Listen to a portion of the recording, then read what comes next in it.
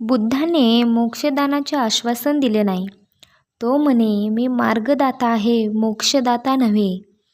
बहुतेक धर्म हे साक्षात्कारी धर्म म्हणून वर्णिले जातात, परंतु भगवान बुद्धाचा धम्म हा साक्षात्कार नव्हे.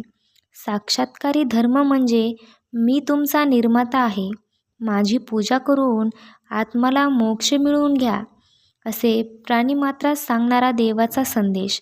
हा संदेश बहुधा एखादा नियुक्त व्यक्तीच्या म्हणजे प्रेषिताच्या मार्फत पाठविलेला असतो. त्या संदेशाचा प्रेषिताला साक्षात्कार झालेला असतो आणि प्रेषित लोकांना तो साक्षात्कार उघड करून सांगतो. मग त्यांना धर्म असे म्हणतात.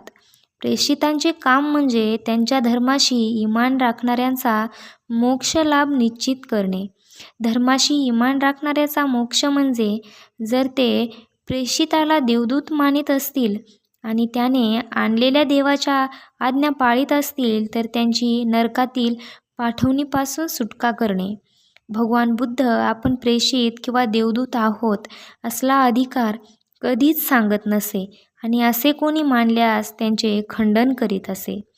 अधिक महत्त्वाचा मुद्दा म्हणजे भगवान बुद्धाचा धम्म हा एक शोध होता आणि म्हणून जे धर्म साक्षात्कारी म्हणून समजले जातात त्यापासून तो अगदी वेगळा समजला पाहिजे.